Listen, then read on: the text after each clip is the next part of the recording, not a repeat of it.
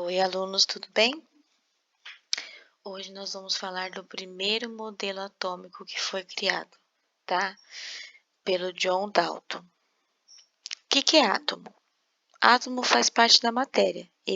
Lembra que a gente aprendeu o que era matéria lá na primeira aula? Depois nós falamos de transformação da matéria, né?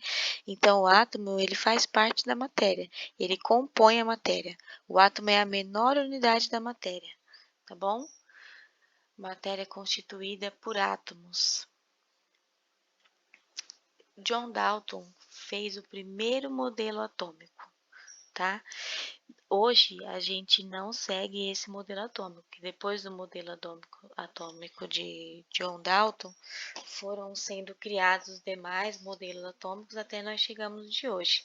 Mas a gente aprende sobre o modelo atômico de John Dalton porque esse modelo foi muito importante, pois foi a partir dele que depois foram sendo construídos outros modelos até o que nós temos hoje, tá bom? Então, o que John Dalton dizia sobre o átomo? Toda a matéria é composta por átomos que são indivisíveis, ou seja, o átomo não se divide, indivisíveis, tá? Dalton imaginava o átomo como uma minúscula esfera, uma bola sólida e indivisível, semelhante a uma bola de sinuca, bola de bilhar. Até na época eles falavam bola de bilhar, é bola de sinuca, sabe? Ele imaginava aquilo, bem minúscula, sólida, bem dura e indivisível.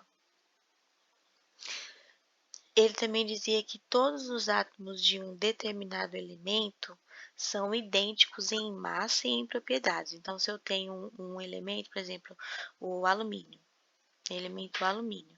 Alumínio é formado por átomos e todos aqueles átomos ali são diferentes de um outro elemento químico. Por exemplo, o manganês. Todos os átomos que formam o alumínio são diferentes do átomo de manganês. Então, o que diferenciava um elemento químico do outro eram os átomos que compunham ele, tá? Compostos são combinações de dois ou mais tipos diferentes de átomos. Então, H2O, por exemplo, é uma combinação de átomos diferentes, né?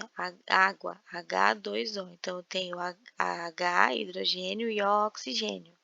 Então, compostos são combinações de dois ou mais tipos de átomos diferentes. Eu tenho dois átomos diferentes na água, no H2O.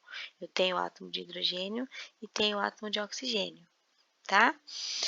E aqui, uma reação química é um rearranjo de átomos. Isso eu até expliquei na aula anterior para vocês, que quando a gente tem uma reação química, os átomos que estavam presentes no reagente antes da transformação, eles vão estar presentes lá no produto, só que de uma forma diferente. Eles foram rearranjados, reorganizados diferente quando reagiram entre si e formaram uma substância nova. Então, os átomos, uma reação química é um rearranjo de átomo. O átomo foi rearranjado e está ali no produto de uma outra maneira, tá? Hoje a gente sabe que o átomo ele é divisível. Que se vocês forem falar, eu já aprendi que átomo é indivisível. Aí vai falar que eu expliquei errado para vocês, mas o que eu estou apresentando aqui para vocês é o primeiro modelo atômico. Mas hoje a gente sabe que o átomo não é indivisível, que ele é divisível, tá? E também que existem mesmos elementos com átomos diferentes, mas isso a gente vai ver mais para frente. Só estou explicando aqui para vocês esse primeiro modelo atômico porque ele é de extrema importância e explicando para vocês que não é esse modelo que vigora hoje, mas a gente vai aprendendo mais para frente, só para vocês saberem, tá bom? Vou apresentar aqui para vocês a tabela periódica. Essa aqui é a tabela periódica. Provavelmente vocês já viram uma tabela periódica, tá?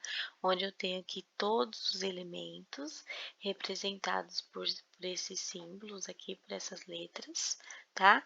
Como que foi proposto essa nomenclatura? O químico sueco Berzelius propôs usar a primeira letra em maiúscula do nome do elemento, só que o nome do elemento é em latim. Ou então as duas primeiras, sendo a segunda letra em minúsculo, para representar esse elemento. Então, por isso que o hidrogênio é simbolizado pelo H o nitrogênio pelo N e o sódio por Na, não por S. Porque você pode falar, então o sódio devia ser representado pelo S. Mas não, porque é pelo nome em latim. Então, sódio em latim é nátrio. Então, ele coloca o N em maiúsculo e o A em minúsculo. Então, é por isso que é desse jeito que é representado os elementos, tá? Então, na tabela periódica, você vai achar os elementos representados dessa forma, com a primeira letra ou a primeira e a segunda letra do nome do elemento, porém, o nome escrito em latim, tá bom? Então, aqui, ó, eu tenho o elemento hidrogênio. Aí, você vai ver que na tabela periódica tem dois números, um embaixo e um em cima, tá? Aí, aqui eu tenho o número atômico, que eu vou explicar depois para vocês, e aqui embaixo eu tenho a massa atômica. Então, a tabela periódica mostra para você, além de mostrar o elemento, ele mostra o número atômico do elemento e a massa atômica do elemento, tá? Geralmente, a tabela periódica ela dá a legenda, te mostrando qual que ela está representando no número atômico e qual que está representando na massa atômica. Mas se ele não der legenda, você deve saber que o número atômico é sempre o número menor e a massa atômica é sempre o número maior. No caso do hidrogênio, ele tem número atômico e massa atômica igual. Aqui colocou 1,02, mas geralmente eles aparecem arredondados, 1 e 1. Então, o caso do hidrogênio é o mesmo, o número atômico é o mesmo da massa atômica. Aqui o alumínio você pode ver, ó, 13, o número menor é o número atômico, arredondando aqui 27 é a massa atômica, que é o número maior, tá bom? Agora vamos ver aqui, ó, como que é o átomo no modelo atual, no modelo atômico atual. Então, vou falar aqui só do átomo, tá? O átomo é constituído de núcleo, que é isso que está aqui dentro, e do lado de fora aqui eu tenho orbitando os elétrons na eletrosfera, tá?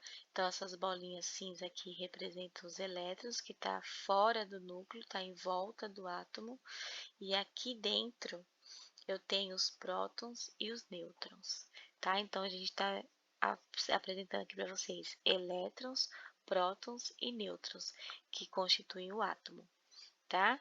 O átomo é formado por núcleo, tá? Dentro do núcleo nós temos prótons e nêutrons. Quando soma prótons e nêutrons, eu tenho o núcleo. E por fora eu tenho os elétrons. Então vamos lá. Elétrons é a carga negativa do átomo, por isso que você está vendo o sinalzinho de menos aqui na frente do símbolo do elétron. Elétron é a carga negativa do átomo. Prótons é a carga positiva do átomo, por isso que você está vendo o sinalzinho de mais aqui. Nêutrons, como o nome já diz, ele é neutro, não tem carga positiva nem carga negativa. O núcleo do átomo é formado por prótons e nêutrons, que foi o que eu já falei para vocês, tá? E uma informação aqui importante: a massa atômica do átomo está no núcleo. Então, se a gente soma prótons e nêutrons, a gente acha a massa atômica do átomo. Mas a gente vai ver na próxima aula bem mais detalhado, tá?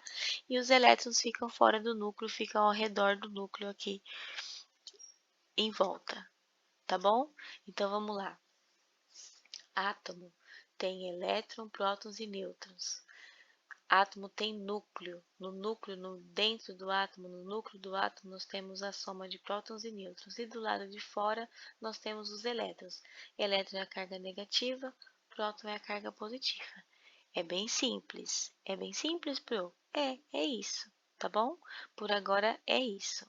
Na próxima aula a gente vai continuar falando sobre prótons, nêutrons, elétrons, massa atômica e número atômico, tá bom? Se vocês tiverem alguma dúvida, se assistirem essa aula tiver alguma dúvida, não quiser deixar acumular, pode me chamar, tá bom? É isso. Fiquem todos com Deus, até a próxima aula. Um beijo.